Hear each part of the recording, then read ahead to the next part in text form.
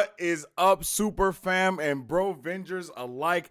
I am Sensei Finito, and welcome to Marvel Bros, where we discuss all things Marvel and everything pop culture. But today, we are going to be watching the season finale of House of the Dragon. I am ecstatic, to say the very least. I was not able to watch last week's episode live for you guys, but I did watch it earlier today, and holy moly cannoli, episode 9 was a freaking banger.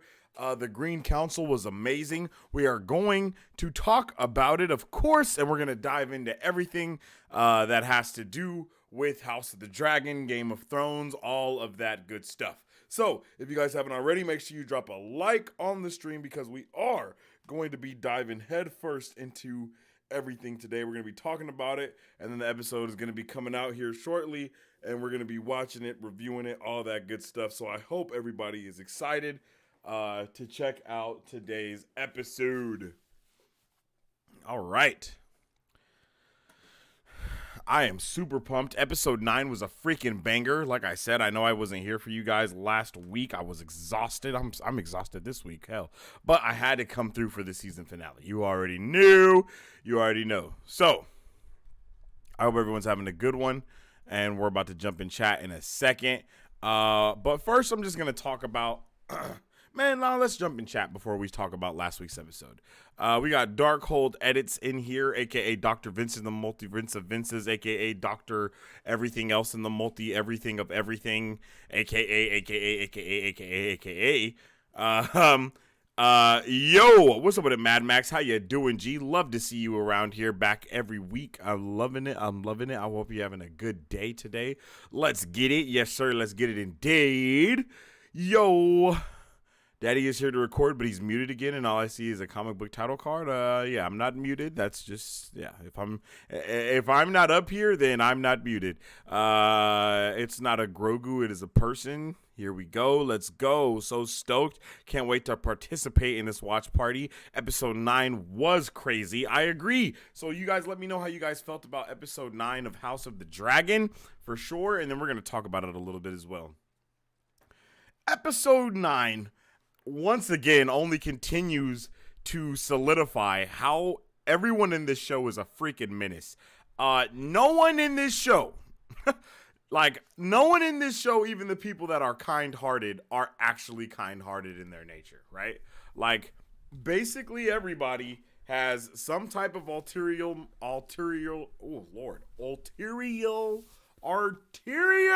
motive. Good God. If I could just speak English for a second, that would be lovely. Everyone has a motive behind what they do. No one is true in what they are rocking with, and all of the above. It's just all a bunch of menace activities going around in circles. I think one of the biggest WTF things that we found out last week, I think the biggest one is the fact that Aemon is out here creating children just left and right so they can fight and children fights, so we can have a up on the bet, you know what I mean? So we can have a I don't even know, bro. It's just wild. He's definitely breeding children so they can fight in that little pit that they had going on, so they could win. And I was like, okay, that might be the most scandalous thing that we've seen in this entire show so far. One of the most scandalous things. Everyone in this show is just ill, bro. But we start the episode off with the king's death. King Viserys, his death. It unfortunately happens off screen. That's something that I did have an issue with. It's just I felt like they built it up so much that we should have been able to spend our last moments with him truly, right? You know, like really spend those last moments with King Viserys, unlike, you know, I don't know. I just had an issue with not being able to be there with him when he died. I don't know if it's because I was so attached to Viserys or what, but for everything that we had, just for it to, you know what I mean, all that build up to his death and then it happened off screen, I'm not the biggest fan of that. That's just me. But then we move on to figure out that his entire council that he had basically has all been waiting for him to die so they can implement their plot in making sure that Aegon becomes king, which is something that Alicent is for, but she's also against it. I mean, it's so weird to know what the hell is going on with Alicent, because on one hand, she is for all of the menace and scandalous activities, and then she turns around and is like, yeah, but let's not do this, though. It's like, yo, you're still being scandalous no matter what. Like, oh, you don't want, like, she was so worried about Rhaenyra coming and killing her family if she became queen. And in fact, she is the one that is doing that exact thing that she was so scared of happening to her and her family, which I man, I don't know what else you can call that, but it's just like, bruh, how ironic, She definitely was like, oh, we're gonna die, she's gonna kill us, and but it's like, bruh, you're out here doing the same exact thing, and you're a little bit worse, you know what I mean? So that was definitely insane to me. Otto, of course, he surprised me not one bit. I think Otto did everything that I thought Otto was gonna do in this situation. Yeah, so they immediately go in, and then Sir Criston, my guy, still wilding. I mean, yo, he must have really loved Rhaenyra to be holding such a grudge over her for this long. I mean, it's been like 20 plus years now, and my guy is still set tripping. Like, she must have had the golden box. You feel me? Like, she must have really had that good, the gushy good. You know what I mean? Because my guy has not been the same ever since. Literally nothing. So we get that. We move on from that to Sir Criston murdering bruh in the council meeting that they were having. Literally murdered bruh. His commander, the other lord, I can't think of what anyone's name is right now, but he's like, yo, if this is the tomfoolery that we're getting into, I want nothing to do with it. So kudos to him. So he's out of there, you know what I mean? Sir Criston then gets the Lord Commander role once the old school Lord Commander is like, bro, I'm out of here. I want nothing to do with any of this. And we see that most people are just bending the knee to Otto and Aegon and all of this out of sheer fear and not out of actual support behind it.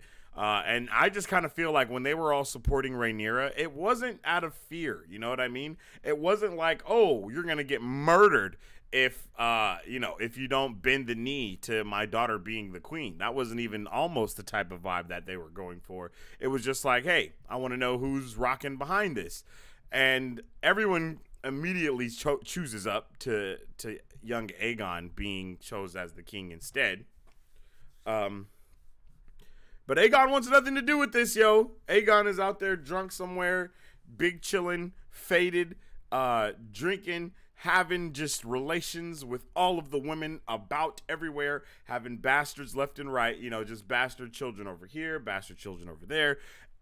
Something that I'm hoping we kind of see in the title card this week. You know what I mean? You know how the blood just spills out from the family tree, basically.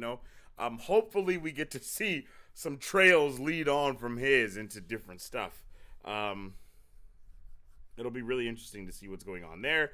So one of the main things that happens in this episode is they're looking for Aegon, because Aegon has been out drinking, doing what he does, watching the children fights of his children, watching his children fight in the children fights, mind you. And it's kind of like a race to find out who is going to be the king, right? Or who's going to find Aegon first, right? So you have Eric and Eric, Jesus, the twin brothers, and they're looking for Aegon. And then you also have Sir Criston and then Aemond, who is a spitting image of Daemon, and he's also named after Daemon, right? So all of that is a vibe. All of that is a plus. I really liked that part of it. And then we also see Arik, Arik. There we go. Arik and Eric. There we go. I could not think of Burr's name. I was like, it's not Eric. That's just not right. But Arik and Eric. We see them both like kind of split. We see them kind of split down the middle. And I'm not gonna lie. I still am not too sure who was who when it came to what was going on. I'm not sure if Eric is the one that got the king or was fighting, Sir Kristen, or if it was Arik, right? And then I'm also not sure if it was Arik or Eric that let Rhaenys go later on in the episode. So once the king dies, the entire kingdom basically goes on lockdown. Everyone in the castle gets automatically thrown into the dungeon by bro with the bee on his staff that killed his father and brother. I can't think of his name either. Everyone's name is just fading away from me right now. Let me bring it up so I can get this going right.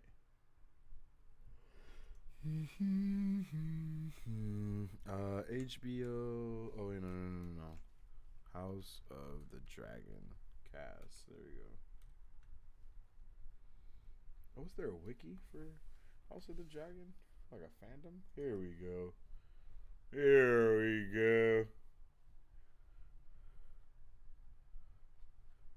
Okay, let's keep this. Put that over there. And then cast. We need a cast so I can say everyone's name correctly.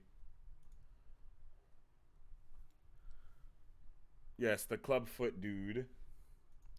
But I know he has an actual name, and I just can't think of what the Clubfoot dude's name is at this moment for some reason. Larys Strong. So the Strong brother, Larys, right? So we see Larys is I don't know. That's one thing that I wasn't really too sure of is like, was that Larys's doing to lock everyone up? Because he was the one that was standing literally right outside of the jail cell when everybody got locked up, right? So that's where I was a little confused with. I was like, okay, Larys, and it seemed like a Larys thing to do as well. You know what I mean? It seemed like a Larys thing to do to capture the entire castle and make sure that they're all locked up so no one can get out and not spread the rumor, but let anyone else know what's going on. No one can warn Rhaenyra, etc., etc., etc. And along with keeping the kingdom from, or at least the castle from knowing, they also then lock Rhaenys into her room, which I think was the stupidest thing that they could have done. Because Rhaenys is a beast. Like, Rhaenys knows the game, for one. She was supposed to be the queen for 2. And then for 3, bruh, she's literally like the hardest one in the show so far. The show has been more about Rhaenys than it has been about anyone else, right? Like, I think that's safe to say. I'm pretty sure we even started the show, you know what I mean? Like with Aegon, basically, I think it was Aegon if I'm not mistaken. Aegon, his mantle being passed down to Viserys instead of Rhaenys when she was the rightful ruler, which is also brought up in this episode by Alicent. Alicent even says the king would have been fine with being like a farmer somewhere with some land and having his family, but instead he had to be king. So this is where we are. It sucks, but it is what it is. And it's like, you know what? That's true. Like, I don't think Viserys wanted to be king. I think that's one of the reasons why he tried so hard to keep the peace at every single point in time, right? Like, every single point in time, Viserys has always tried to keep the peace that has been established for however long, right? And the person that keeps the peace is usually the person, when they're gone, is the one that is in direct, I don't want to say like responsible, but is the one that causes so much disruption once their death occurs, right? It happens in most families. Whoever is the peacemaker in the family, once they're gone, it's pretty much downhill for the fam after that, right? Like, it's pretty much over. They was only rocking together because of him in the first place. Now he's gone, so it's going to be very interesting to see what happens in these next couple of episodes. Okay, so she keeps her there. That happens. One of the dudes that doesn't bend the knee, he ends up trying to escape so he can warn Rhaenyra, and he is the same person that greeted Rhaenyra in the last episode when she came back to Westeros. He was the first one to greet her in the castle when she walked through. So his loyalty is 100% to her, which is not surprising at all. And then, we see our guy Larys Strong see that he doesn't bend the knee. So it's indirect. So Larys is the direct reason why Brugg gets caught when he's trying to escape the castle later. And if it was me and I was Brugg on that horse, they had that gate open enough for him to get through, I would have been, because 100% they gonna kill you if they catch you, right? So you might as well just go for broke at that point, bro. Once them gates was open, I don't care if you got to get off the horse and run for your life, G. That should have been what he did. But alas, it was not, and he died. He got hung, right? Okay, so what else is going on?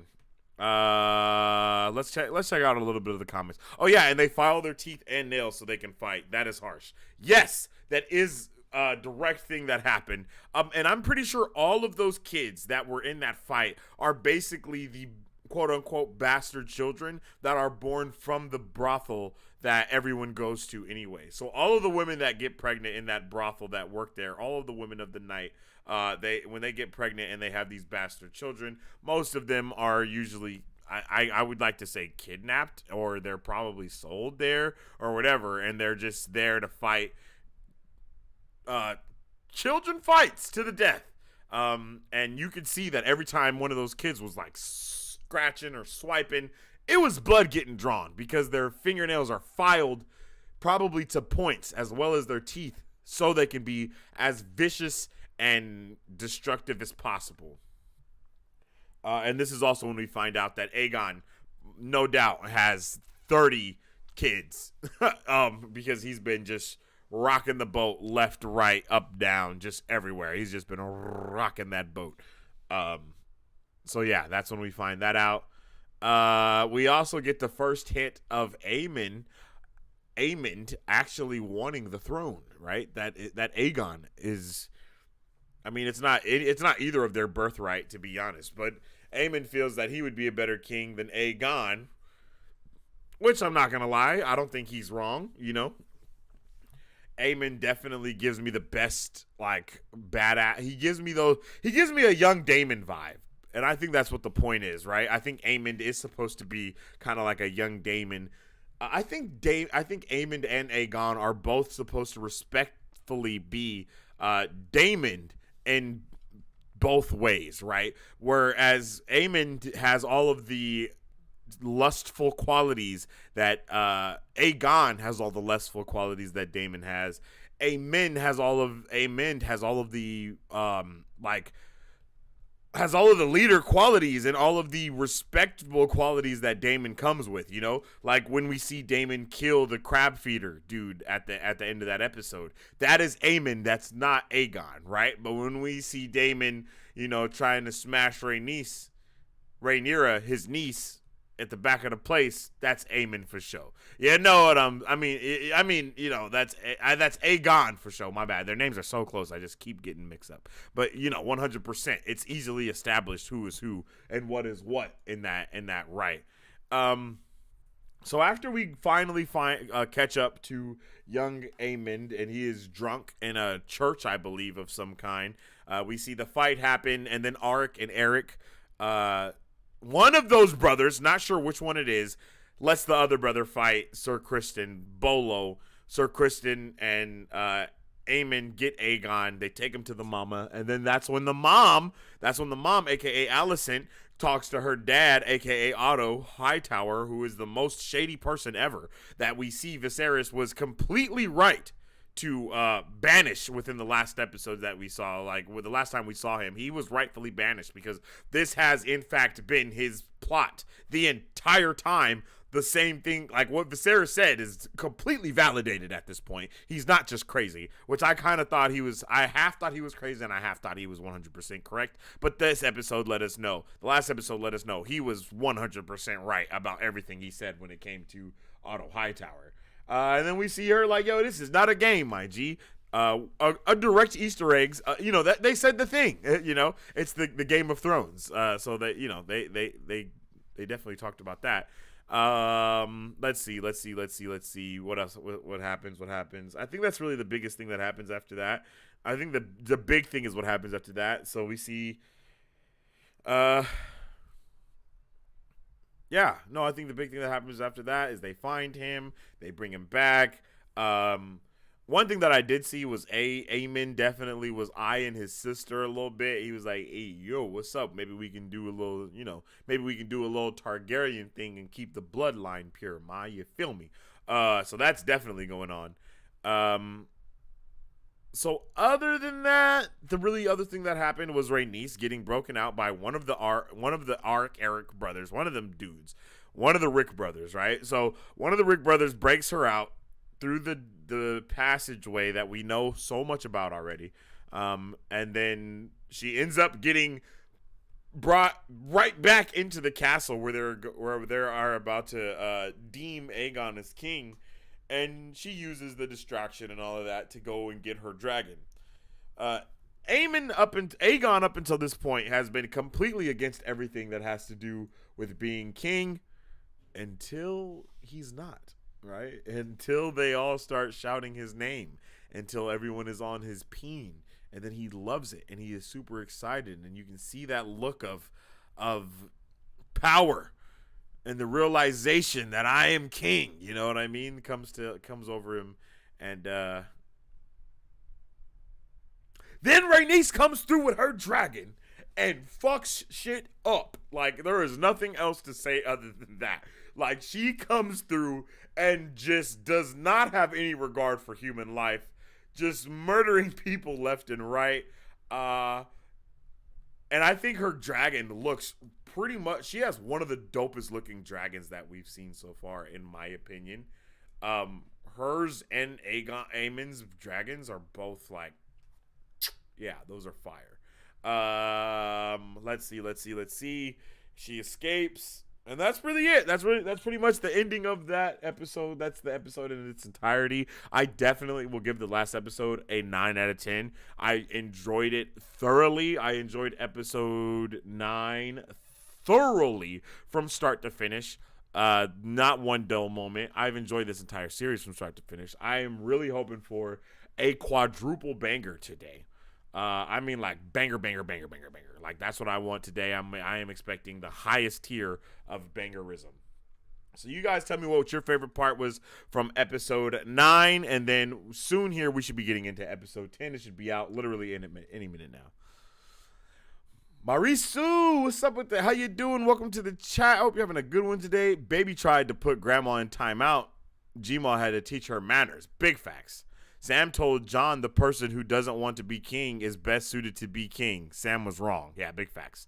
Laris is shady as, yeah, big facts. Hey, y'all, happy Hot D-Day. Yeah, happy Hot D-Day to you, too. Just kidding. I hope you're having a fantastic one. Aemon would be legit as king. I agree completely. I don't trust Laris. Someone should give him the boot. Really, Marisu, you're wild for that one. Fax Laris is like Littlefinger. How about Rhaenys? Yeah, we just talked about Rhaenys. Oh, and then the last thing that happened, which was crazy, is Alicent let Laris rub one out to her feet. And I'm pretty sure this has been their ongoing deal for basically the entire time he's been her secret whisperer person dude, right? Like, for the entirety of the time of that going on. Yeah. He's been the whisperer or whatever, and he's had a foot fetish the whole time, my guy. The man with the club foot got the foot fetish. What a surprise. Am I right, ladies and gents? So, the episode is up and out right now. So, if you guys do not know how we do our watch parties and reviews around here, we so obviously cannot have the entire watch party from start to finish showing, or at least the entire episode from start to finish showing. It's just not how, it's just not what YouTube rocks with. They will hit us with the ban hammer. But what we will do is we will show the episode periodically to you guys, and then you guys will be able to make, you guys will be able to watch it like that. And then before we press play, we will sync it up with everyone to make sure that we're all lined up correctly. We'll press play together. We'll have that sacred countdown, and then we'll be able to watch and enjoy together, and then we'll do our review afterwards. So everybody, make sure you get your snacks. Everybody, get your cheese whiz and all that type of stuff. Get everything ready, locked, and loaded. This episode does not have a title yet, for me at least. Oh, yeah, there's no title, but it is up there. 59 minutes, so not the longest episode, unfortunately, but it is still on the longer side. Let's see. Boom. There it is. And boom. Okay. What's going on here? Let's put this. Wait. Bring that up. Put this on. Where's it at? Come on, baby. Boom. There we go. Boom, baby. All right. I hope everyone is ready. Hope everyone is ready for that sacred countdown. We do not skip anything, you guys. So no skipping the trailer at the beginning. No skipping the intro. We just watch it all together so we can all be synced up. Okay? If you guys do not wait for the rest of us, please, no spoilers about what's happening. This is the season finale, so make sure whenever you see something pop up on the screen, if you're ahead of that, don't talk about what's going on, all right? Because this is the watch party, and most people try their hardest to be synced up with what we're going on so we can all enjoy and review together. All right. With all of that being said, let's get started with our watch party and review for the season finale of House of the Dragons. I am so happy to be watching this, and I hope everyone is ready. So without further ado, on 3, everyone press play. Let's start the sacred countdown. 1, 2, 3. Yeah, buddy. Rolling like a big shot. Oh, shit.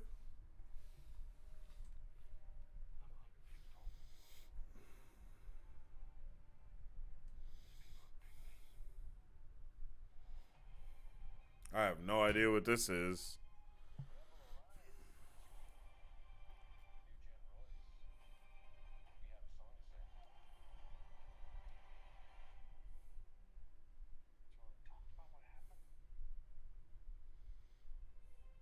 Oh, that's Succession.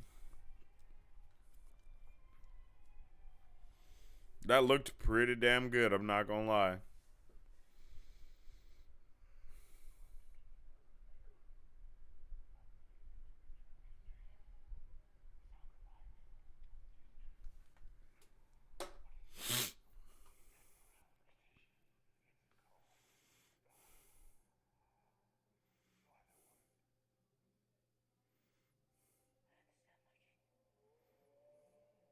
Oh, yeah.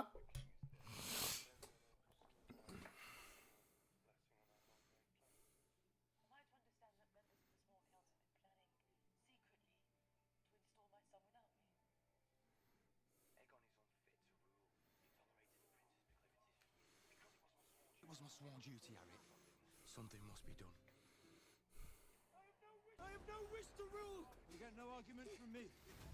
None of the realm will expect him to be heir, not you, because that is the order of things.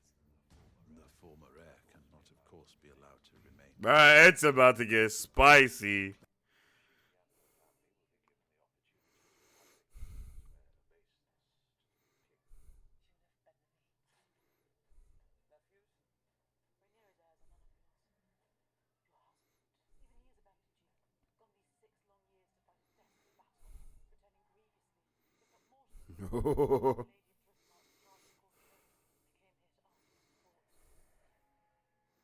Look at that, bruh.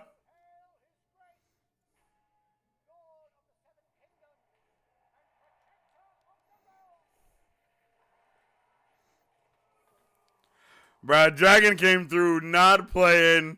Rhaenys came through.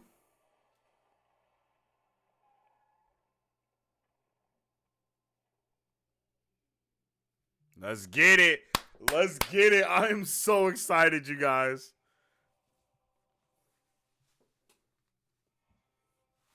Let's go.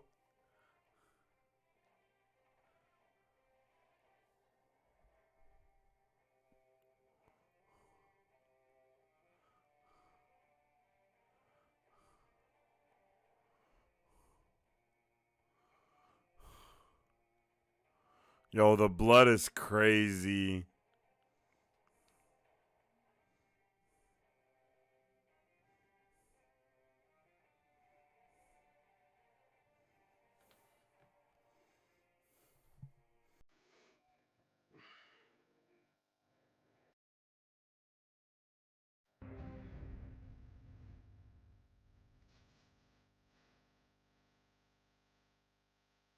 Bruh.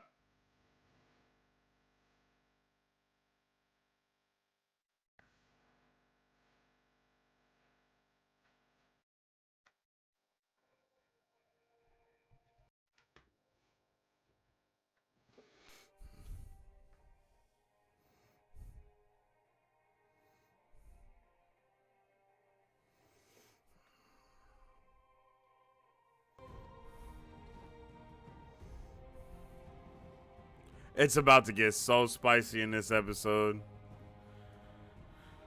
Just Kitten says episode is called The Black Queen. Ooh.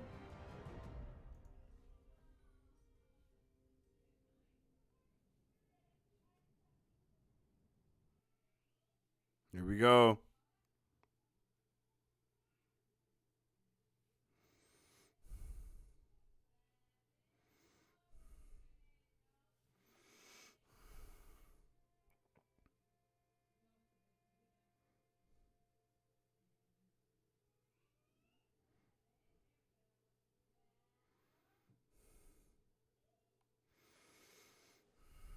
Damn.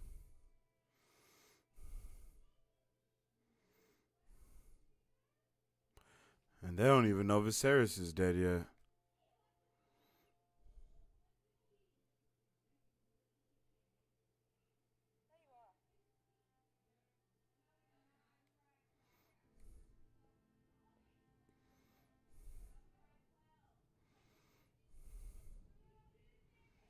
The sea snake is going to die, isn't he? It can't be Lord of the Tides. Grandsire was the greatest sailor who ever lived. I get green sick before the ship even leaves the harbor. I'll just ruin everything. I don't want Driftmark. It should have passed on to Sir Vaymond. We don't choose our destiny, Luke. It chooses us. Grandsire, let you choose whether you...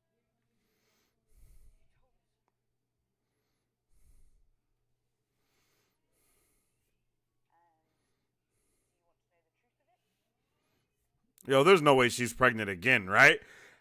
If she's pregnant again, bruh, she's her.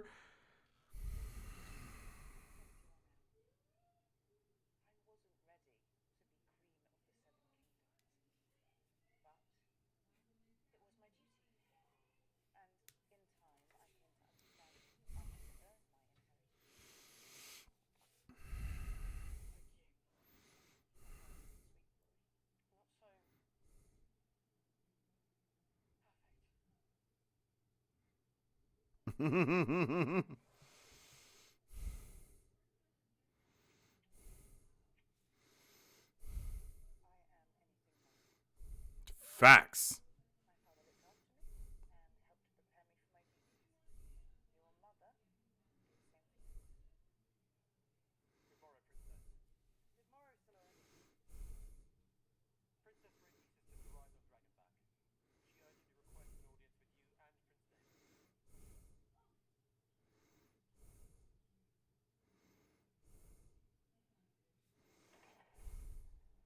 Oh shit, y'all.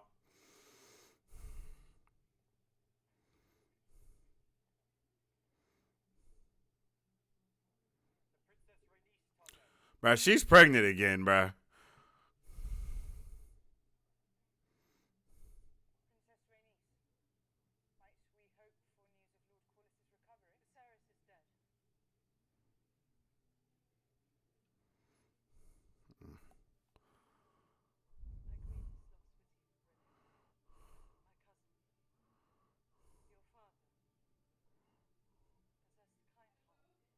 And brother-in-law.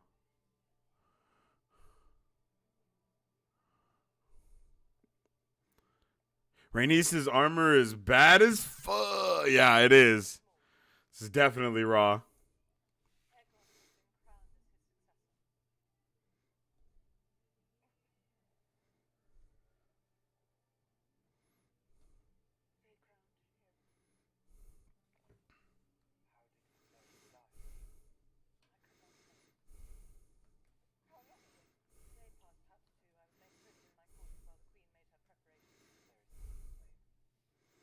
Oh shit.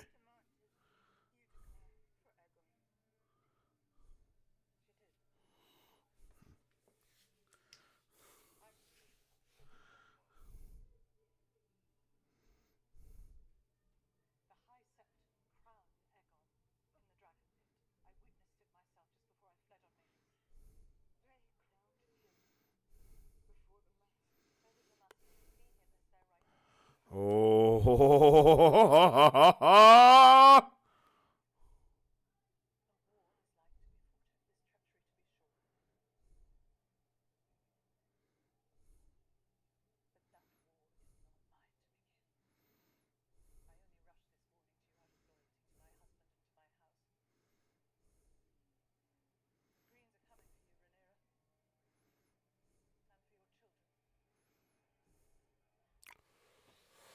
Ooh, it's already spicy, baby.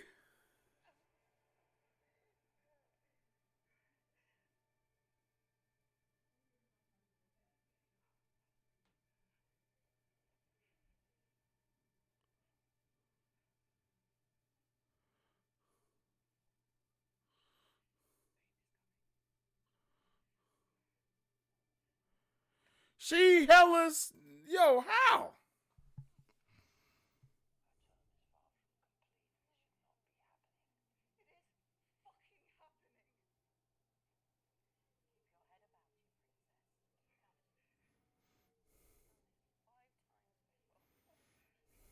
Five times? God damn.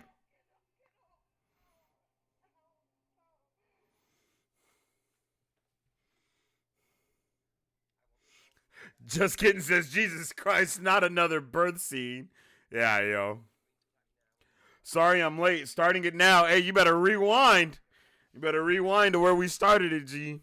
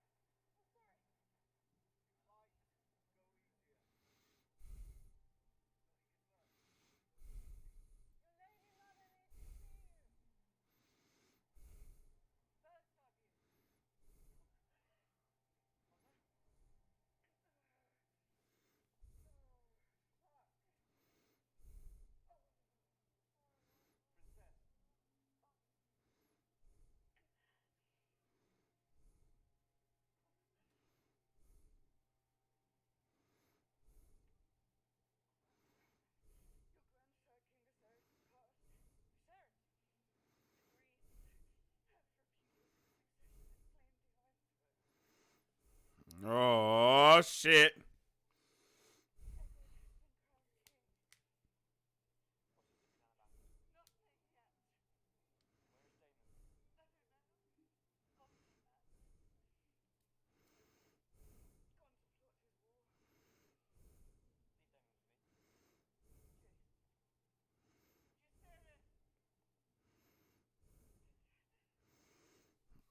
Jay Sarius is a raw ass name.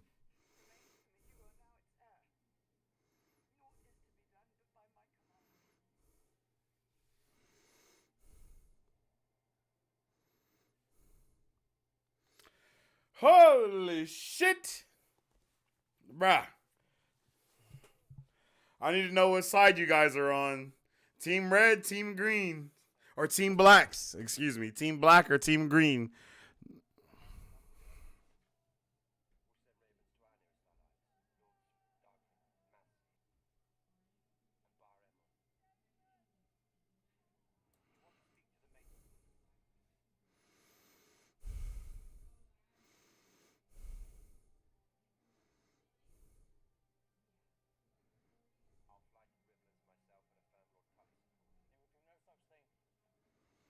Oh shit.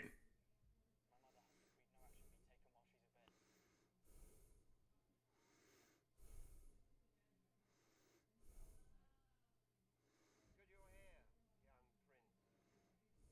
You're needed to control the skies of Birmak. Did you hear what I said? I shall see it done.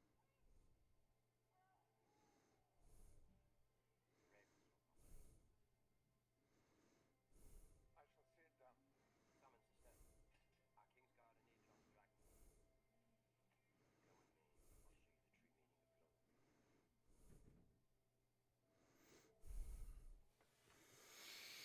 Oh shit. As you also wear the white cloak, my prince. To whom? I call first to King Jehedit. Then to his grace, King Viserion, when he succeeded him. You is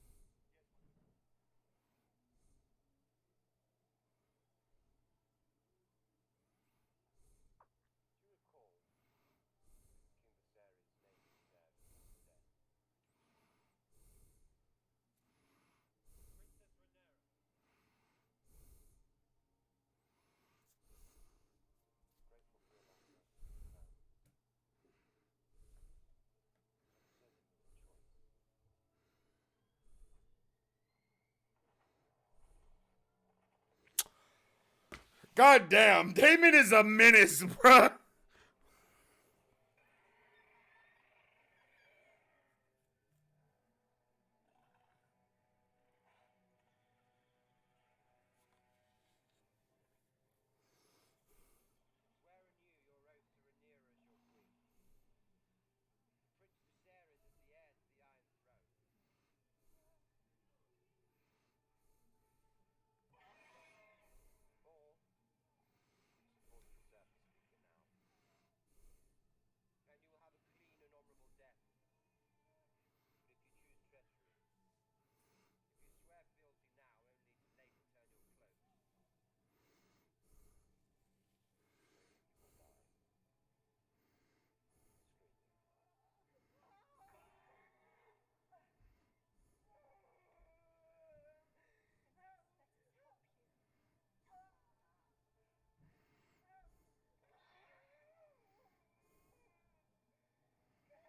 to the Iron Throne.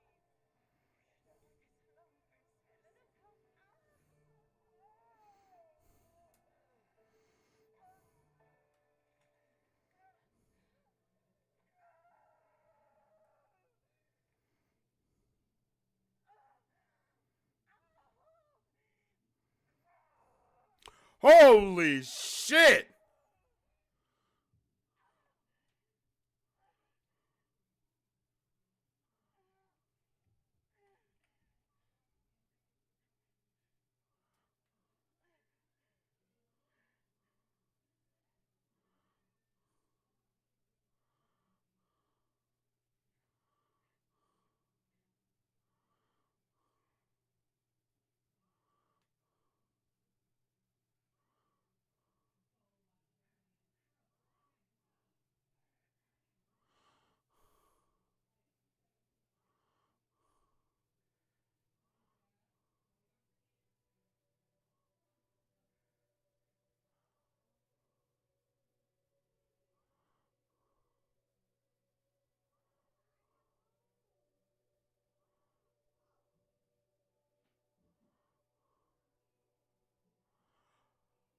Oh my god.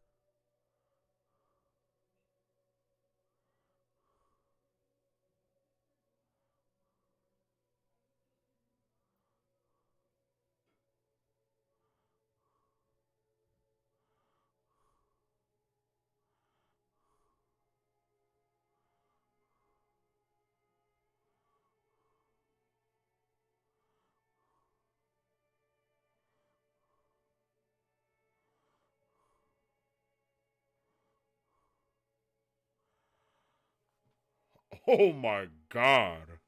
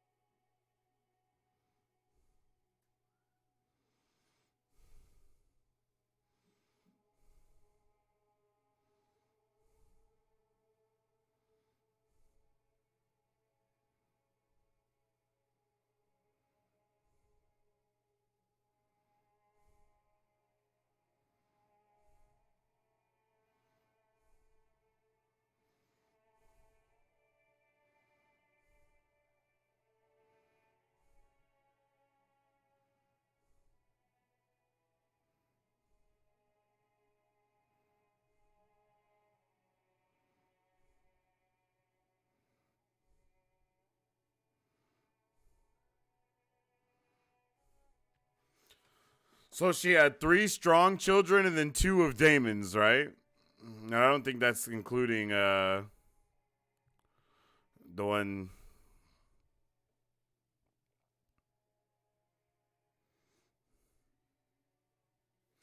Bruh, crazy. Hey, yo, Mr. Morty with the $20 super chat. Yo, much love to you, Mr. Morty. I appreciate you, G. I hope you're having a great day, and I hope you're enjoying this episode, bro, because it's definitely a crazy banger, bro. You are out here. I think that's a super sticker. I don't think that's a super chat. I think that's a super sticker. Yo, shout out to you with the super sticker, G. Use a real one. I appreciate you so much, my G. Thank you for the love and support.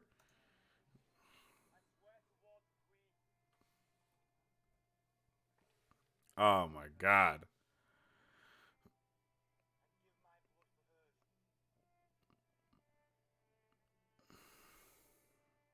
I shall take no wife, hold no land, father no children. I shall guard her secrets, obey her commands, ride at her side and defend her name and honor. Damon's about to chop your head off, bruh, for having his brother's crown. I don't know if you know that.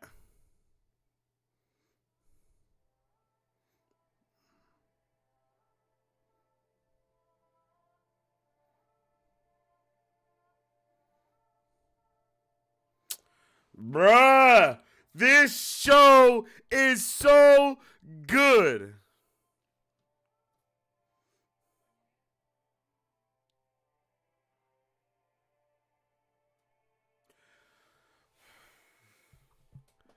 Bruh, it's hard for me to believe that Game of Thrones was this good. Like, it's really hard for me to believe that it was as good as this is. Because I feel like this show is just off of all of the success that Game of Thrones had, all of the right decisions that were made. They did it with this. Like, holy shit. Is Rhaenys gonna bend the knee?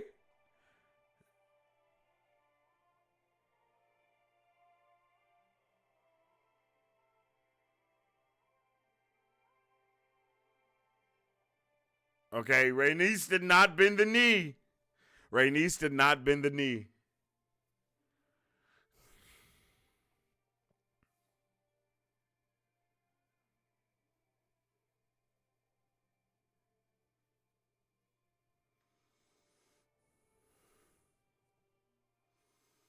Bruh, yes. Yes. That's why it's dark as hell in here. There we go.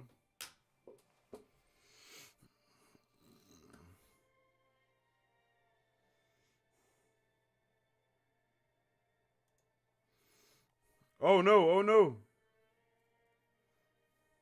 I pressed the wrong button. My bad. My bad.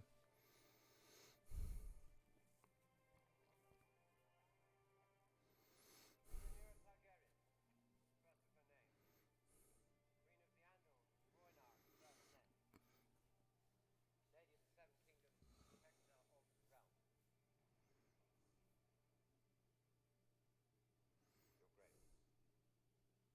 Your Grace. Rhaenys ain't really rocking though.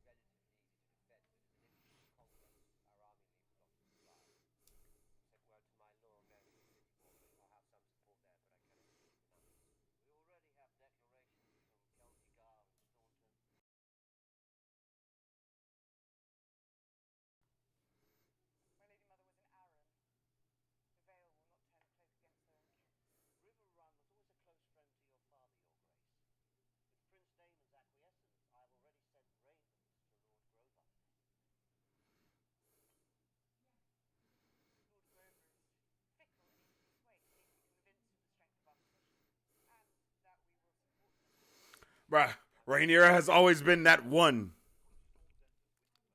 There had never lived a Stark who forgot an oath, and with House Stark, the North will follow.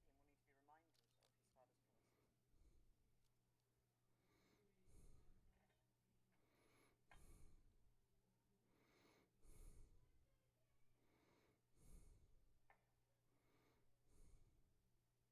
What news from Driftmark? Lord Cooler sails for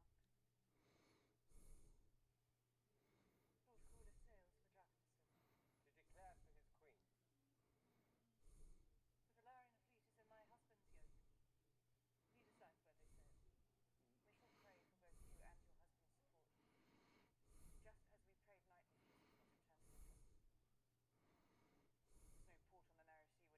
you and your husband's support,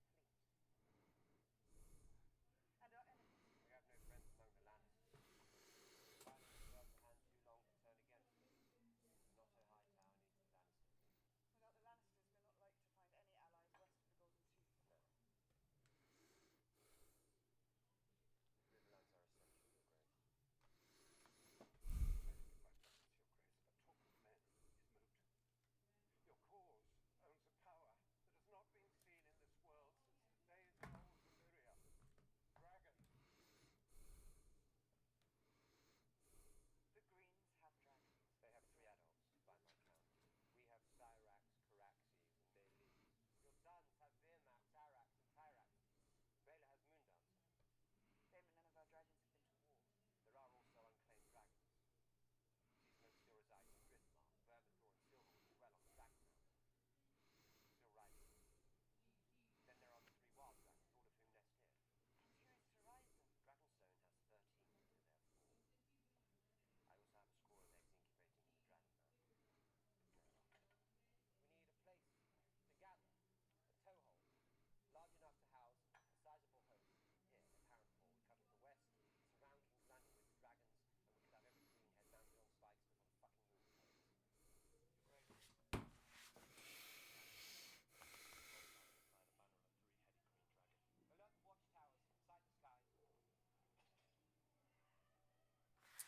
Bruh, I love Daemon so much. And I love Rhaenyra so much. I just wish that they actually communicated a little bit more.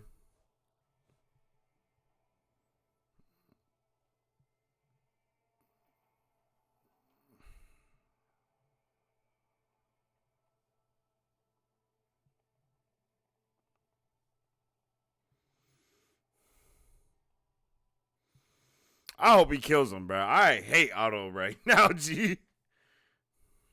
come at the behest of the Dowager Queen Alicent,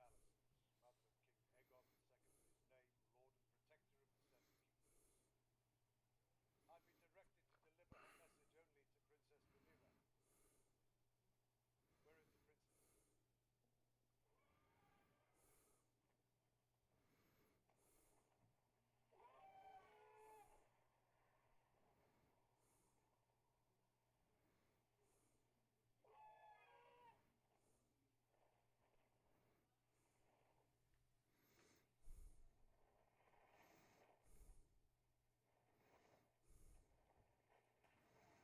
I've been directed to deliver a message only to Princess Rhaenyra.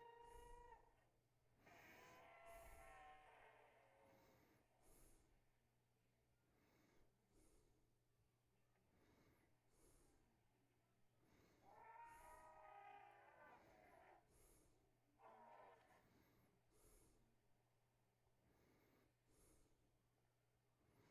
That was a badass entrance, yo. 10 out of 10 for entrances. Princess Rhaenyra. I'm Queen Rhaenyra now. And you all are traitors to the realm. King Aegon Targaryen, second of his name, in his wisdom and desire for peace, is offering terms. Acknowledge Aegon as king and swear obeisance before the Iron Throne. In exchange, his grace will confirm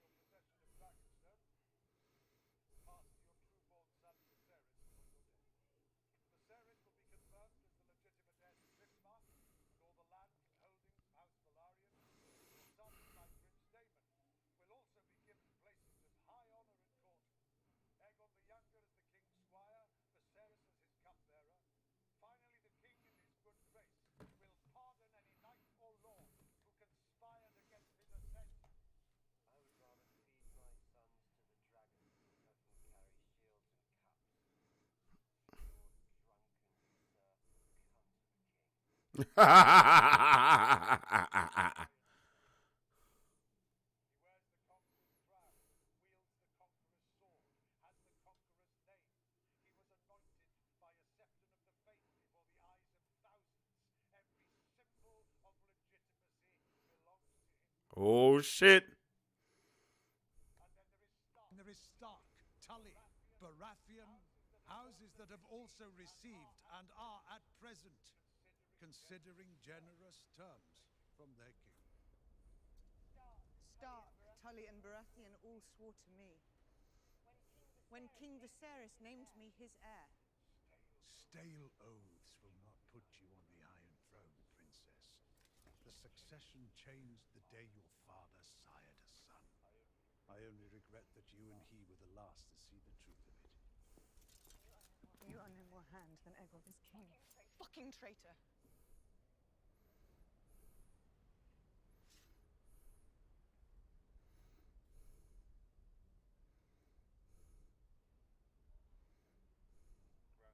Grandmaster.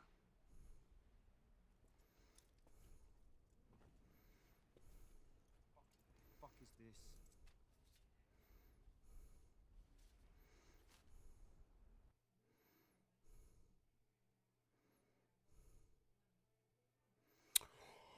No, they didn't have her send the thing.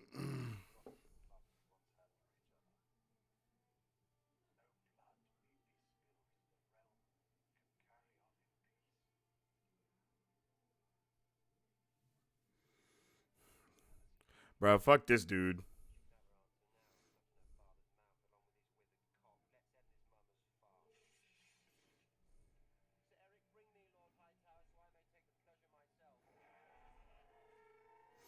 Did y'all forget there was a whole ass dragon behind you? Like, what the hell are they doing? What are they doing?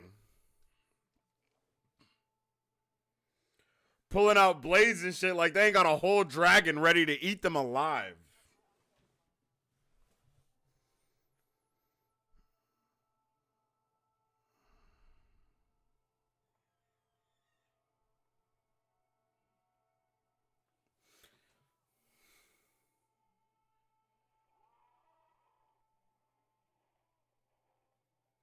They was acting mighty. They was acting real high and mighty with a dragon behind them, G.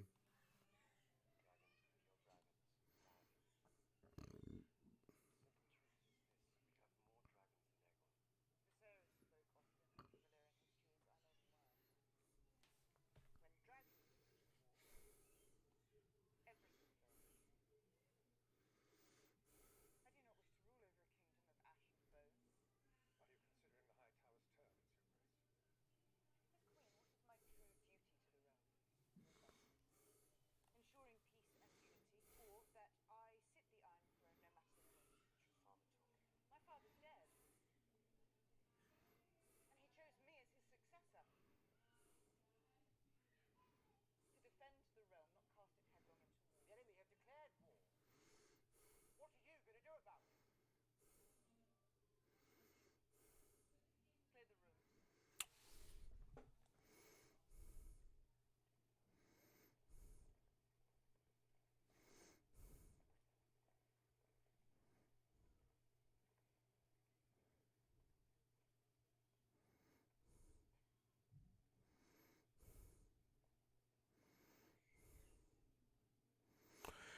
Yo, I don't know what it is about Rhaenys, yo, but I just don't trust her, yo.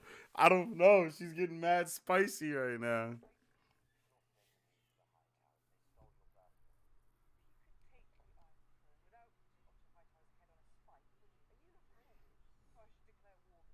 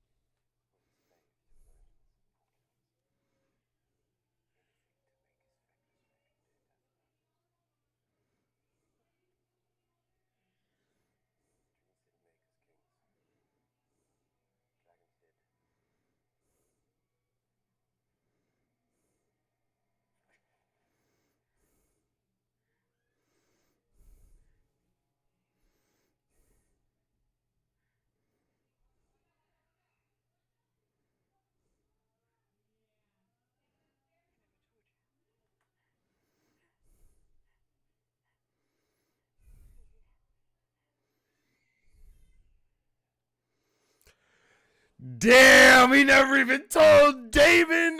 Oh, my man is furious right now.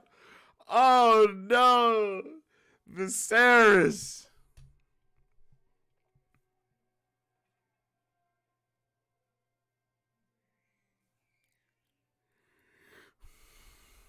Oh shit, he's not dead.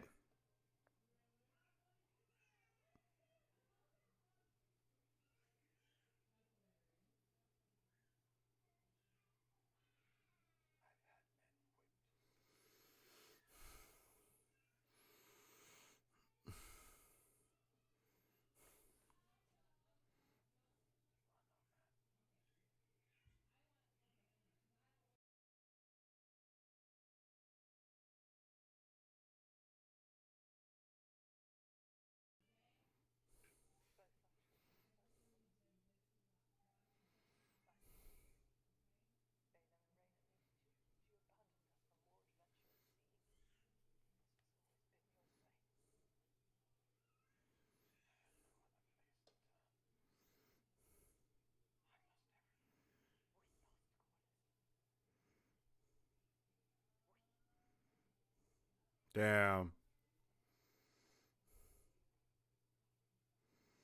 Bro is an A. Bro. Every single actor in this show has been amazing.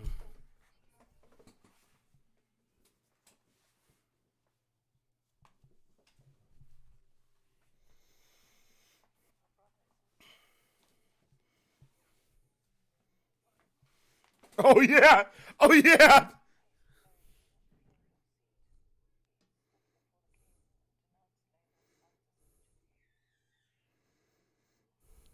Yeah, bro. You already know he had to go.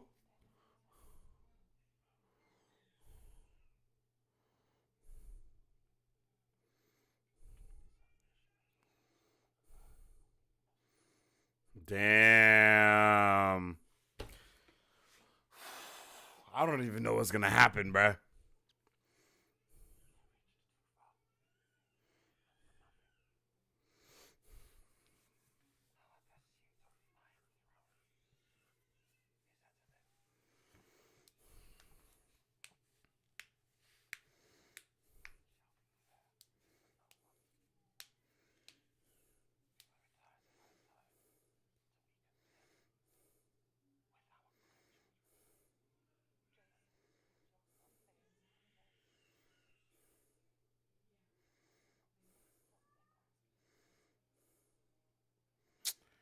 Yeah.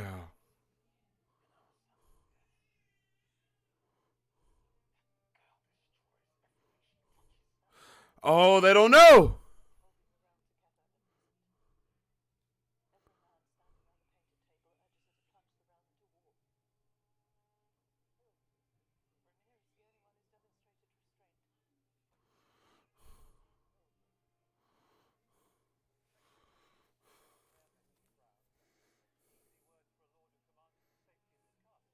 The Lord of the Time, Lord Corlys Velaryon, and his wife, the Princess Rhaenys Targaryen.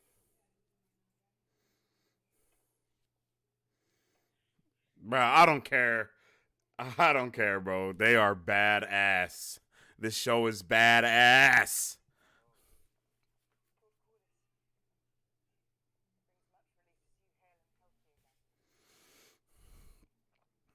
I 100% thought bro was about to die, though.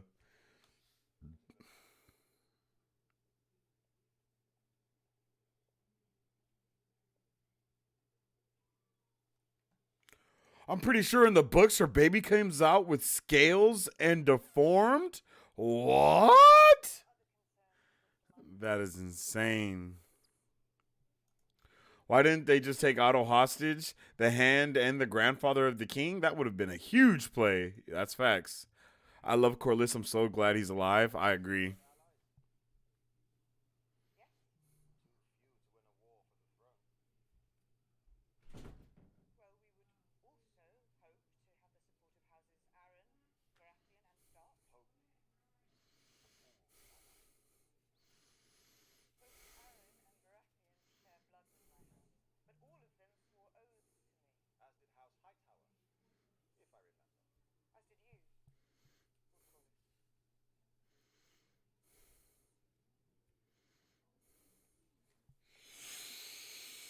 Team Green. Hell nah, Daryl.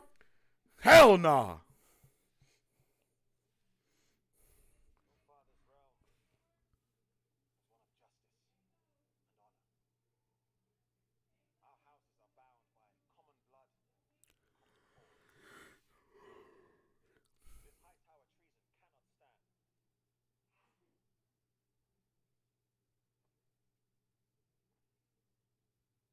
have the full support of our fleet and house. Bruh. I don't even know if this episode's gonna get spicy at all. I don't even think we're gonna see any like lit.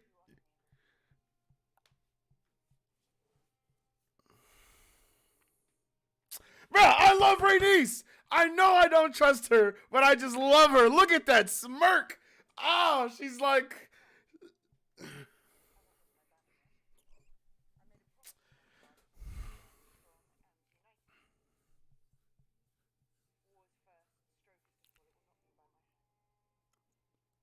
Jesus. I'm sorry, y'all. I'm pressing the wrong buttons over here. I wish to know who my allies are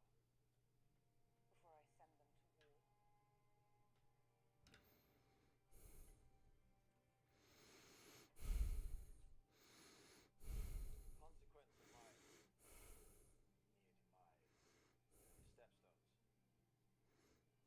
now control them. I took care to fully garrison the territory this time. A total blockade of the shipping lanes will be in place in days, if not already. The Triarchy have surrounded us. The narrow squeeze is now. Oh, shit. Major dub. Further seal the gully. We can cut off all seaborne travel and trade to King's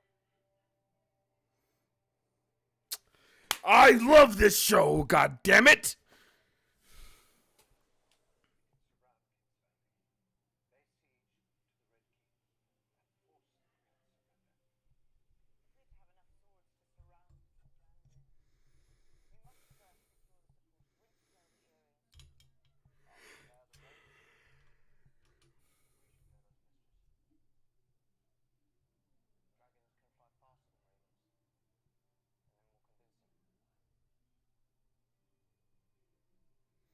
My guy Jaceres and Lucerys, bruh. Ah. I am having such a great time. Lucerys look a little pussy though, I ain't gonna lie. My guy do not look like he is with the action at all. First to the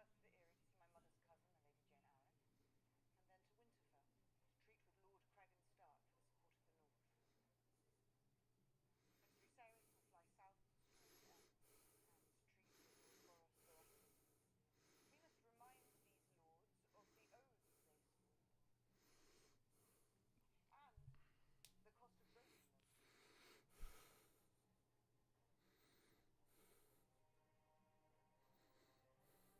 they swore and the cost of breaking them.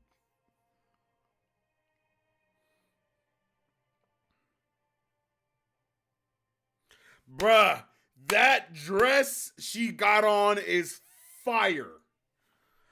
Fire. We are closer to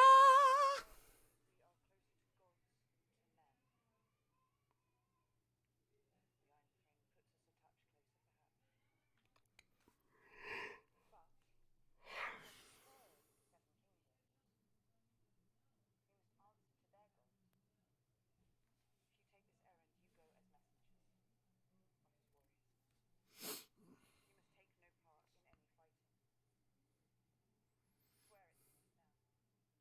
under the eyes of the Seven. I swear it. Bruh, Jaceres ain't going out like no biatch. Jaceres will murder somebody. Cregan Stark is close to your age than to mine. I would hope that as men, you can find some common interests. Yes, Your Grace.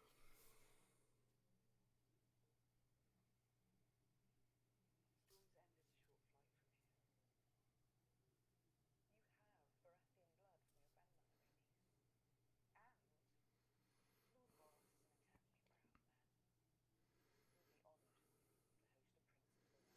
She really trying to just sell that these little kids is 100% Targaryen, huh? Expect you will receive a very warm welcome. Yes, Mum.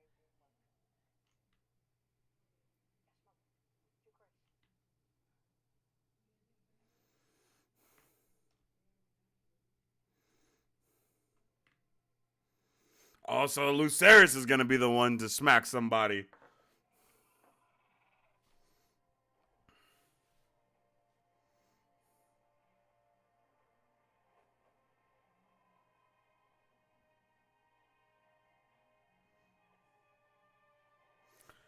God damn it, this show is amazing.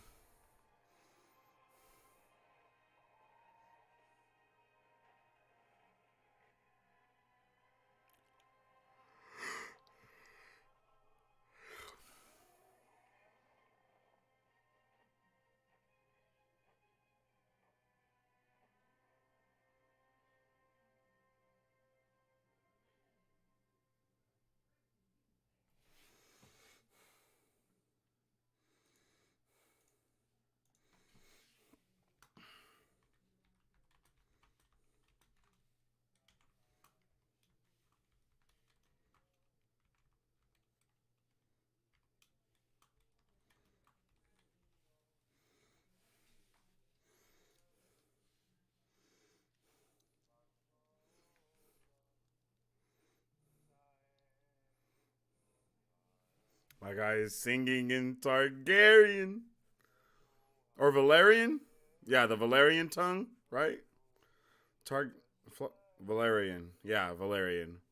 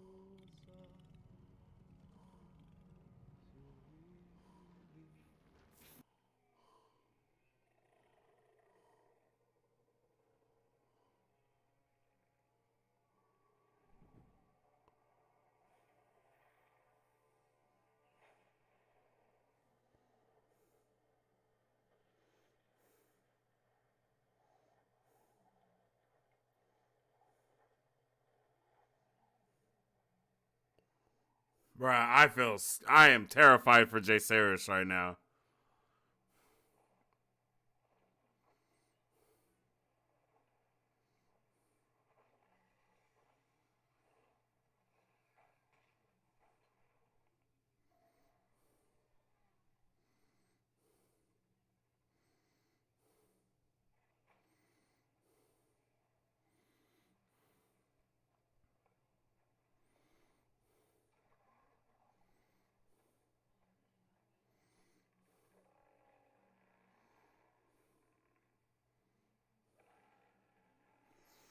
Oh shit! That's Aegon. That's Aemon's dragon. I'm Princess Ceres Velaryon. I bring a message to Lord Boris from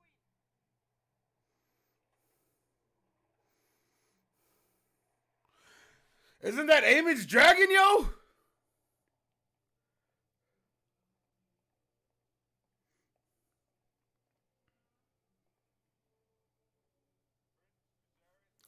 Yeah, there he is.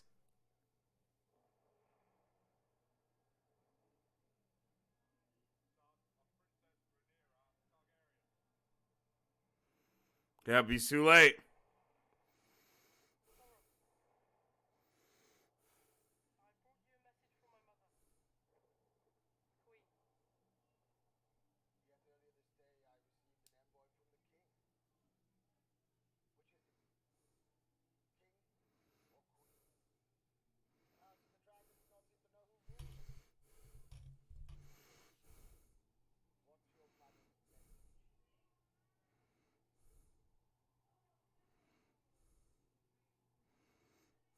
Oh, oh, shit.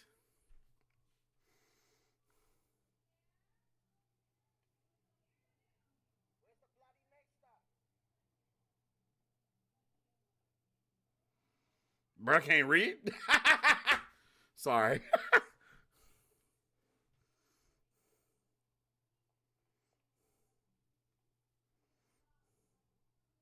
Can only maesters read, G?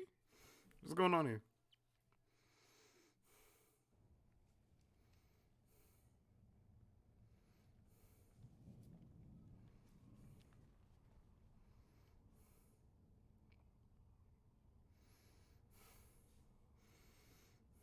Remind me of my father's oath. King Aegon at least came with an offer. My swords and banners for a marriage pact. Boo.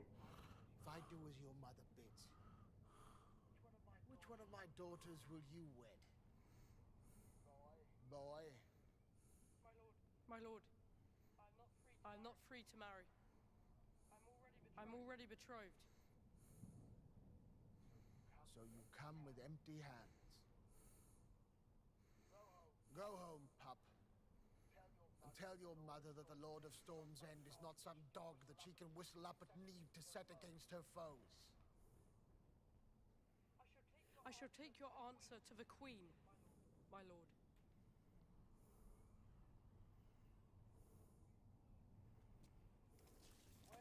Wait! My lord Strong.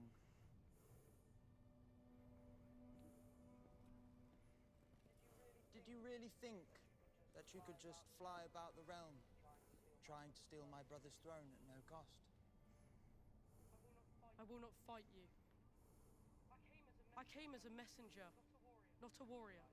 Fight would be little challenge. Oh, shit.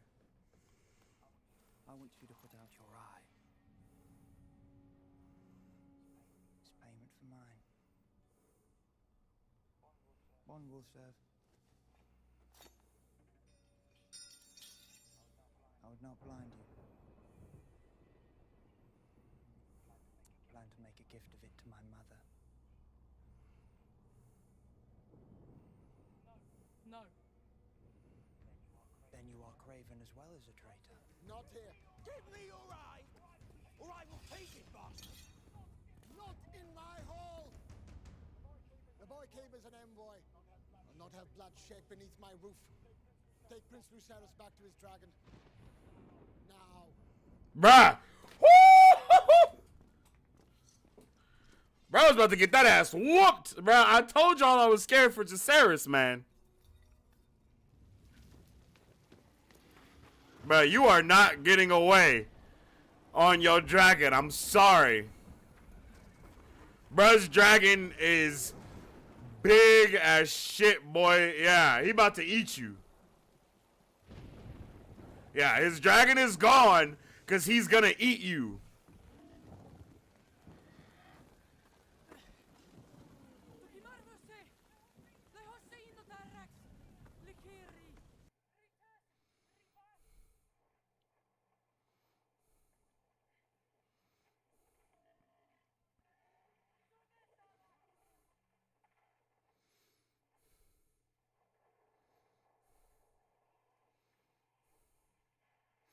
If you don't see that big ass dragon coming for you, G, it's over.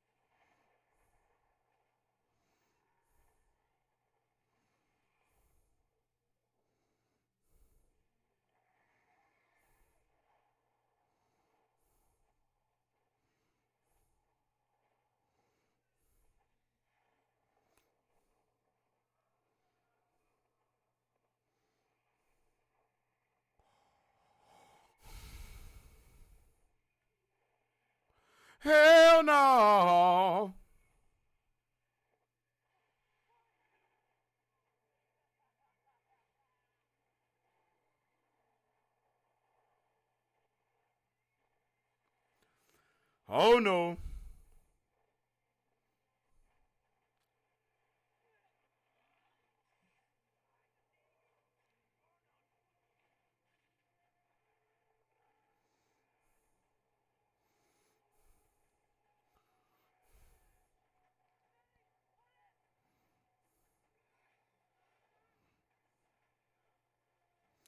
Bro, you gotta be the better flyer. You gotta be the better flyer, bro. Oh.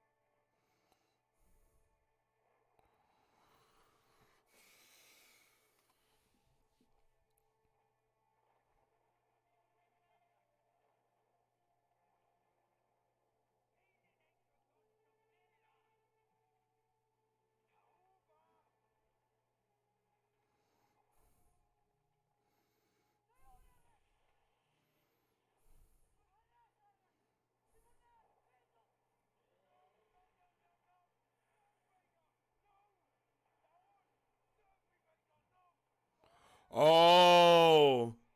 Now their dragons are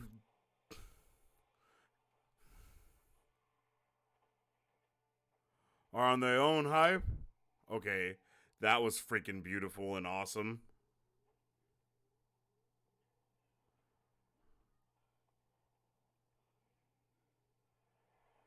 Oh! Oh! Oh!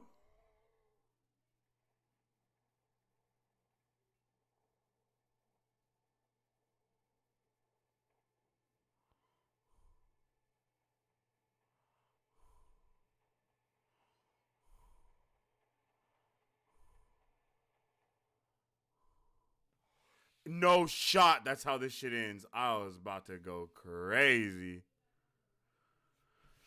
Bro, what? Caroline, you came through with the spoilers. That's too bad for you.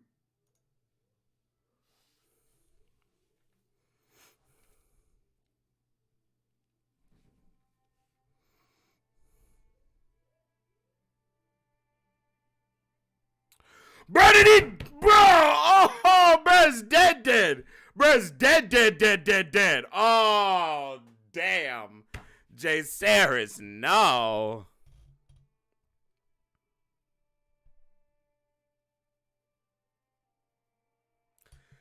Two children?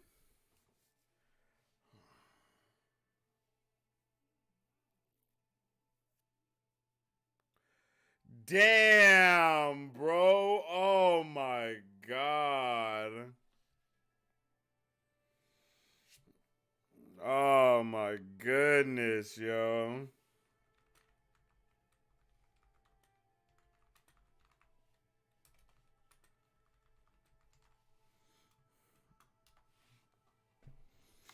Oh my god, bro. Oh.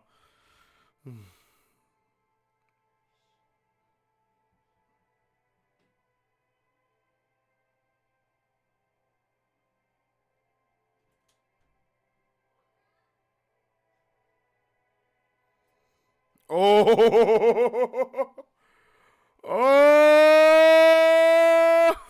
Oh my god, bro.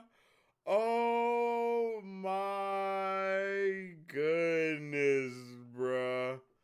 Oh my goodness, bro. No shot, bruh. What? Yo, that's crazy. Oh my goodness, bruh.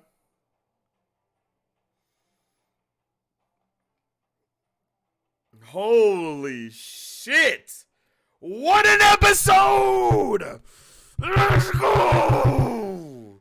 Let's go! This show has time and time again been amazing, been a dub. Oh my.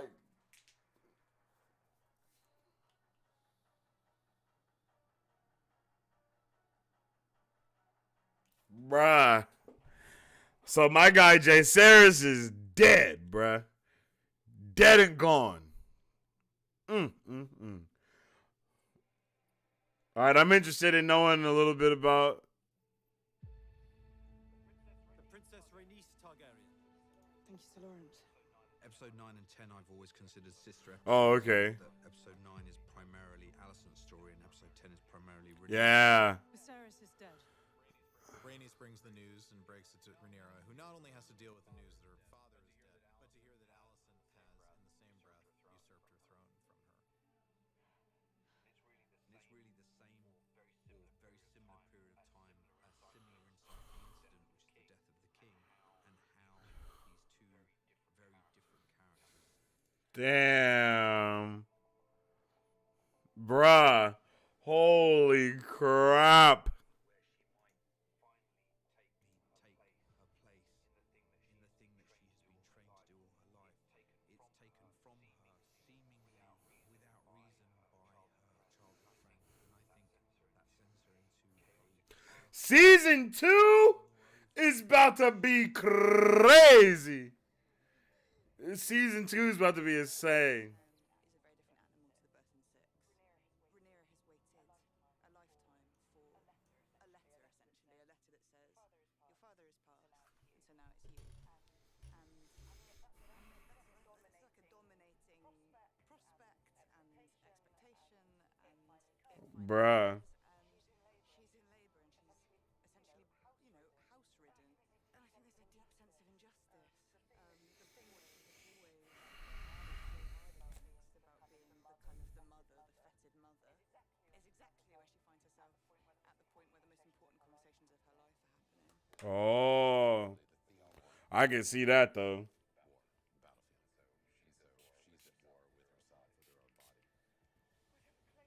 claim remains to me, you are now its heir. Naught is to be done but by my command. There's a lot of emotional complexity in terms of this war that's starting without her, and it's tearing her apart, literally tearing her apart. Damn. Bruh. This episode. Holy crap, bruh. This episode, G. It's a kind of, the worst point in the low point in Rhaenyra's trajectory turns into the high point as she cremates her unborn child and in a way become her father. Her people gather around her, and her father's crown arrives from the hands of Sir Eric Cargill. And he kneels to her, and Daemon puts the crown on her head and calls her queen. At Rhaenyra's kind of lowest point of faith and belief, believing that no one is going to follow her because she's a queen and she's a woman, they kneel to her and call her queen. Damn, son.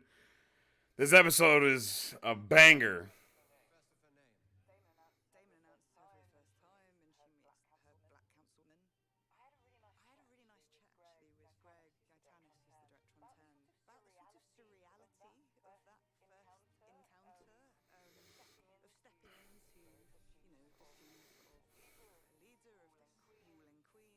To what extent is one able to wear that crown and believe in one's Bruh. and take charge of a group of men who are now looking to you for leadership? What is our standing? We have 30 knights, 100 crossbow men, and 300 men-at-arms. Really, once war is coming, you see Daemon preparing for war. This is really where the domestic split in 10 is that, Daemon wants war and Rhaenyra wants to hold the realm together at whatever cost. That was what she was charged with. That power struggle is God damn.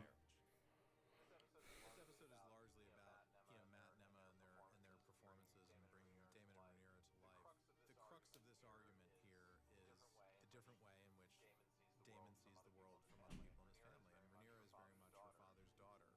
She has a bit of the punk rock of Daemon Targaryen, but the way she approaches her duty as sovereign, I think, is much more in line with Viserys. Yeah, I agree. Declare war because I'm angry. No, because it's your duty as queen to crush rebellion. She makes the point that I don't want to rule over ash and bone. I don't think Daemon wants to put the whole realm to the torch either, but I think he's willing to Oh yeah. To see the Hightowers line probably ended and them removed from power. Yeah, the Greens suck, man. I had no other place to turn. I'd lost everything. We lost Corlys. We. When he wakes up in Dragonstone, he's surprised because he's alive. I love this dude, bruh. He's there next to him and he's like, I can't believe I put you through all this nonsense. My stupid ambition, which my brother also had, and that's why he's dead. And that's why we've lost our children. Well, I'm done. You were right. It's taken me all of this time and all these deaths to realize it, but yeah, it's not that important. And then she surprises him. Gail destroys everything she touches. God damn. Is holding the realm together at present. Every man standing around the painted table urges her to plunge the realm into war. Rhaenyra is the only one who's demonstrated restraint. She treads a very ambiguous pathway about whose team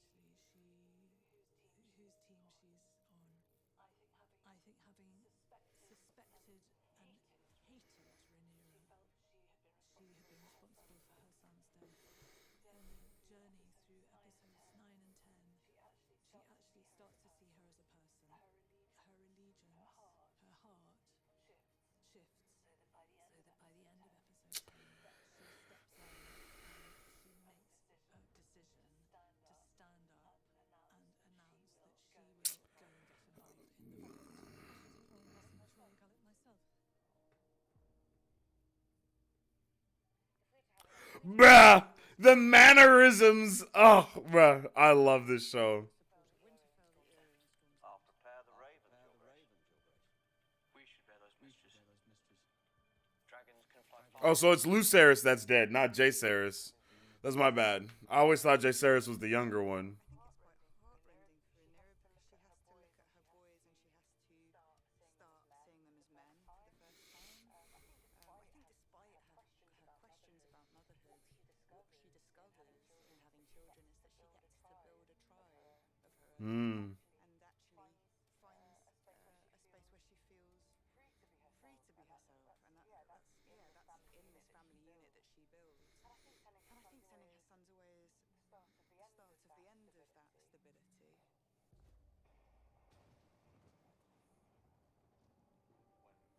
When Luke shows up, he's surprised to find Vagar parked there in the courtyard. But he's been sent in peace, and he's trusting in the respect of guest rights and all the things that we love Oh. in the world of Game of Thrones. It's really a bullying sequence, a torture sequence, a chase sequence where Luke is trying to escape. No real hope of Arryn fighting Vagar and anything good happening at the end of that. But Luke relies on the speed of his Yeah. maneuverability to try to escape, and just when it's time, Vagar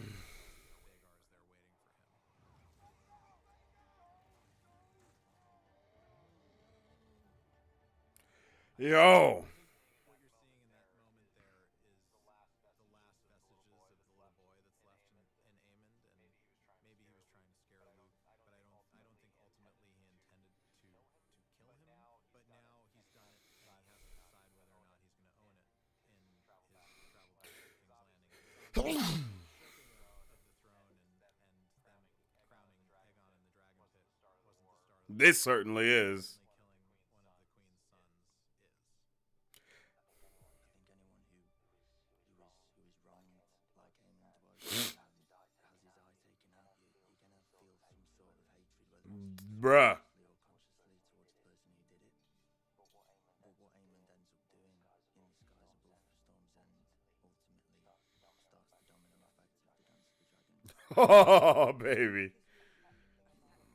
Within a series that, there's a lot of loss, there's a lot of death, there is lots of pain of different sorts, and yet somehow I think this moves goalposts suffering. Once you've lost both your parents and you've lost a lover, maybe you think you know grief. And then I think what's so awful is that losing Luke tells her she knows nothing about changes her outlook on the world going forward. What a W episode of House of the Dragon. What a W series. Possibly, not even possibly, this is hands down the best show I have ever seen that is live action. Because holy moly, frijoles and a motherfucking tamale. This was amazing, bruh. This was amazing. What a banger. I am truly so pleased. Like, I thought I was going to be disappointed if there was no action, if we didn't at least see some type of fighting in these last couple of episodes. Bro, I don't even give a damn that we didn't see any fighting. I'm not even going to lie. Everything that we got was a W, and the buildup is perfect. This entire show was Infinity War. Like, that's how I feel. This entire show was Infinity War, and now we have it set up for Endgame. And I just, bruh, oh my God. They have literally went through an entire phase, an entire saga right now. Holy crap. This was amazing, bro. This was amazing. I love it, love it, love it. I want to know everyone's thoughts in the comment section down below. If you haven't already, make sure you drop a like on the stream. Daryl Mitchell came in through talking about they were on Team Green. Blasphemy. Kamal, what's up with the Kamal? I hope you're having a good one. Come through with the black hearts. I think that means that you're on Team Black as well. There she is, Vanguard. Yeah, that was crazy. Yeah, Carolina's out of here. Caroline Pisa is out of here. That's a lifetime ban for Caroline, I hope. Yes, sir, it should be. Or yes, ma'am, it should be. They should be out of here because we don't do no spoilers out here like that, G. So if you come through with the spoilers on that level, you will get. If you do minor spoilers, you'll get timed out for a little while just as a warning. But when you come through with major spoilers like that, I mean, you come through with the spoilers of the end of the first season of House of the Dragon, you're out of here, never to return. This episode sounds to be succulent, debulicious. Yo, do we really have to wait 2 whole years for season 2? What? Do we have to wait 2 years? Don't tell me that. Don't tell me that. Just kidding. Please don't tell me we have to wait 2 whole years. Double-licious succulent. Yeah, I agree. Just finished. Should I go live? That's up to you, Mr. Morty. Holy crap. I wholeheartedly loved this episode from start to finish. I loved this entire season from start to finish. So happy that I could be here to enjoy the ending of this amazing show. The ending of this amazing season. Definitely my number one pick for shows that have come out this year. 100%. Literally nothing has touched this for me that I've watched. I might need to go check out some other shows, so I can actually have a proper understanding. But, 10 out of 10. This show for me has been a 10 out of 10. I'm not going to lie.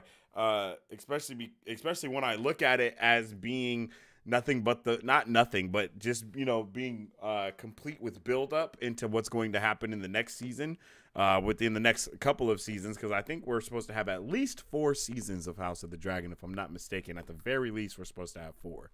So this was a wonderful start. I honestly thought we were going to see the Dance of the Dragons or some of that Civil War stuff actually happen in this season. I don't know what made me think that, but now that we're at the end of it, I'm like, nah, this makes complete sense as to why we didn't see it. That's not just a 1 episode thing, you don't just watch them fight for 1 episode. Nah, bro, it's going to be episode after episode of fighting, of wars, of just treachery and deceit happening everywhere through the streets and just everything. And I'm not gonna lie, I low-key think that they should change the intro for next season. But that's just me. Keep the same music, but possibly change how that intro is. I don't know if Game of Thrones had the same exact intro throughout the entirety of the show, but for me, I feel like this show.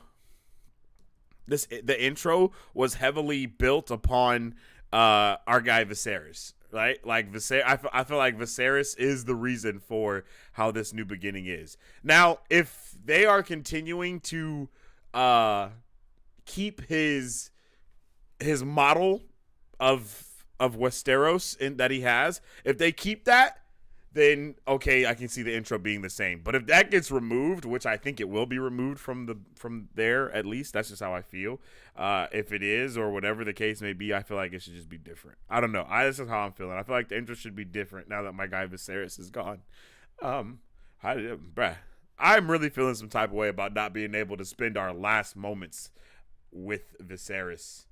You know, like, man. It's just intense, bro. It's just so intense. Just Kitten says, I didn't get to watch Game of Thrones as it aired, but I had a great time watching this season live. It's going to get crazy.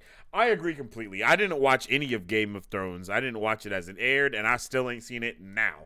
But I'm a little nervous to go and watch it now that I've seen House of the Dragon, to be completely honest, because I don't know if I will be happy with it. I'm just gonna be honest. I don't know. You guys that have seen Game of Thrones and now have also seen House of the Dragons, do you guys think I should go watch Game of Thrones, or should I just, chill out? You know what I mean?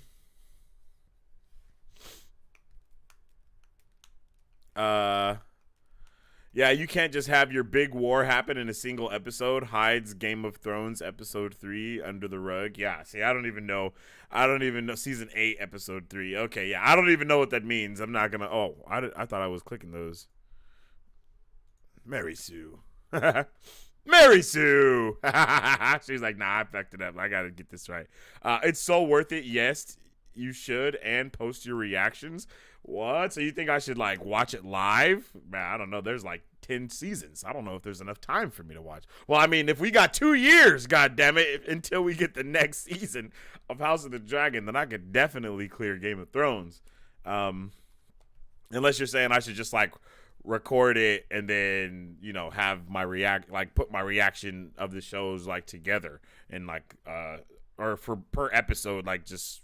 I could possibly do that. Watch it and then have it watch it, record me watching it, and then have someone edit it together to where it's okay, these are the best reactions from Sensei or something like that. I mean, it's possible.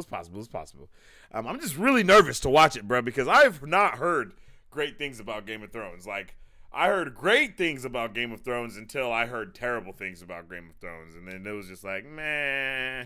And this show, man, it seems like this show is doing everything right that Game of Thrones did wrong, right? All of the things that I've heard as complaints for Game of Thrones in the in the years that there have been leading up to this point now, I feel like everything that I've heard, House of the Dragon was bruh, they was nah, bro, we gonna actually get this done the right way. We're gonna do this the right way.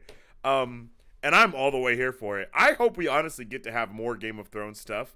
I hope that after House of the Dragon, we get to go to the future of what happens in the Game of Thrones universe and, get to build out from there. If there is a future, I don't know how that ends. I don't know if everyone dies at the end and it's bro, there is no future, or if they could actually tell some more story.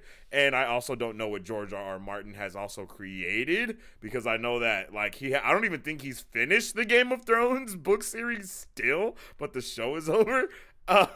So it'll be interesting how that goes. I'm just really interested in what is going to be happening in the future of just everything, right? I'm just so interested. But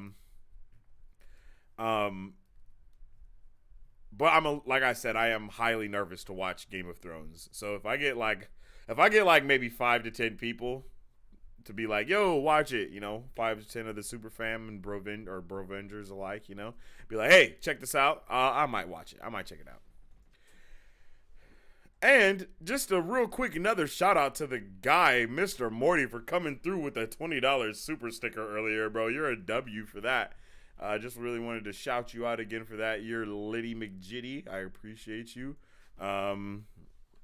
And then also, if you guys don't know, you can become a member of our YouTube channel. And by becoming a member of our YouTube channel, you become one of Earth's Mightiest Bros. And you help us protect all that is nerdy and awesome. So become a Revenger today and help us out in the streets, in the field. What's going on? You know what? I think Streamlabs somehow modded itself in my chat, and that's why other stuff hasn't been working. Sorry, I was trying to get that member link up for you guys, and I don't know what's going on with My cloud bot. Seasons 1 through 6 are honestly better than this season of House of the Dragon. The story kind of ends weird, but it's a great time. Okay. There we go. There you go. If you'd like to support our channel, you can become a channel member starting at only $22.99. So shout out to all of the all of the bro Vengers out there in the streets. I appreciate you guys. And this week we will be streaming every single day, at least trying to stream every single day, doing our news flashes, getting right back on the horse of, getting stuff popping, crackling, and blapping. Man, final thoughts, everyone, and rate this episode first and foremost, of course. Out of 10 on the Marvel Bros scale. Let us know how many super something. How many super stickers do you give this, or how many super thumbs or super nuggets does it get? This gets 10 super nuggets from me. This episode, I'm not gonna lie, this episode was like a 10 out of 10 for me, because while I wanted action, I really wasn't expecting it. And when I was watching the show, I forgot that I even wanted it, if that makes sense. Like, when I was watching the show, I was like, just zoomed in. And then, like, once there was like 7 minutes left, I was like, damn, there really hasn't been a lot of action in this. And then Vagar ate freaking Aurochs, or whatever the hell that dragon's name was, and that shit was awesome. That shit was awesome, bruh. And he also ate Lucerys, but he ate, I have never seen something like that happen ever before. So seeing a dragon eat another dragon and a person at the same time, one bite, chomp, got out of here, bruh. Amazing. Dragons, W. Hopefully we get a little bit of a time jump in between this season and next season, so that way we can see Jaehaerys kind of be grown, and see Jaehaerys also having kids with I'm talking about homegirl with the Daemon's daughter. You feel me? Basically have kids with his stepsister. But yeah, bro, this was a W. I appreciated this episode so much. Let's end the poll, see whose team you guys are all on. Yo, we got a total of 17 votes, and Team Black has won, of course, as it should have, because nobody should be on Team Green, because those bastards are terrible and cannot be trusted, yo.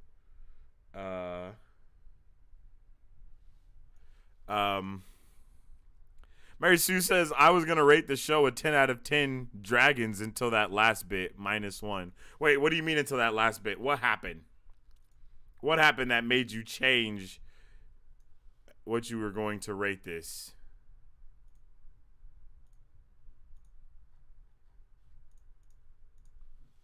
I would like to know what changed your mind, Marisu. Unless you're just being funny about the dragon getting ate. Because I thought, I didn't think, I'm pretty sure that you did mean that, but I didn't want to just assume that that's where your joke was going. You know what I'm saying?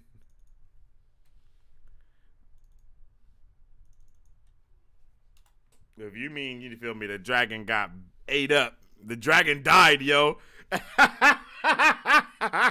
Yo, you wasn't ready for the dragon to die? Yeah, I feel you. I feel you. That was definitely a 10 out of 10 dragons until the last dragon got munched.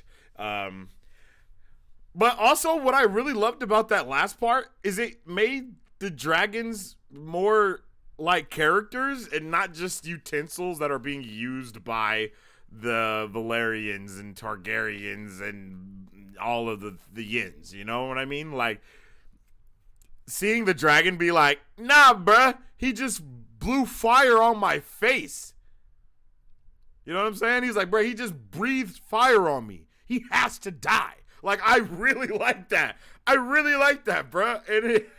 And then even that dragon was, he was like, bruh, nah, they're chasing us. I gotta blow some fire in his face. Like, I just loved that. I loved that, and it really made the dragons out, like, it made the dragons characters as well. It made them more than just the dragons in the show. It made them a part of the show. Like, bruh, nah, they got their own emotions and feelings type shit. Like, and another thing that also did that was when Daemon's wife died, right? And the dragon did not want to kill her or whatever the case, or put her out of her misery, or whatever you want to call it, right? It just gives us a little bit of understanding of what type of bond they have with their dragons, and just how the dragons aren't just, like I said, aren't just weapons of mass destruction, aren't just nukes just laying around that everybody has access to, you know? They actually have a little bit of characterization, I guess. So I appreciate each and every one of you for tuning in with me for the House of the Dragon season finale, and honestly for tuning in with me week after week to watch House of the Dragon and do our watch parties and reviews for it. Man, we're pretty much out of everything except Andor now, right? I mean, Rings of Power is over, but that was trash. She-Hulk was over. That was awesome. You know, now House of the Dragon is over, and this has definitely been the best show so far, and we still have like 8 more weeks of Andor. So, yeah, you know, it is what it is, but I'm here for it. I'm excited for the future of everything. Hopefully we get another W show coming out sooner or later here.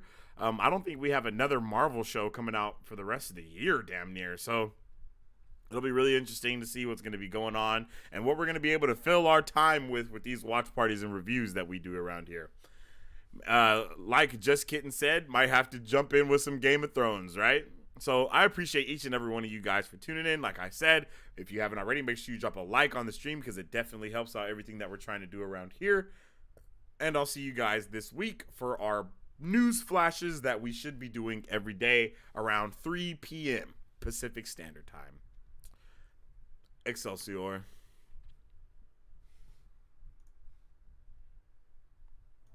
Yo, wait. His Dark Materials. Wait. I forgot all about his Dark Materials. That's coming back? Oh, yeah. I need his Dark Materials in my life. That sounded way zestier than I thought it was going to, but yeah, his Dark Materials is an amazing show. I definitely overly suggest everyone to check that out as soon as possible to get ready for season 2 or season 3. I think season 3 is what's coming out. Yeah, that's going to be a W. So, Excelsior again.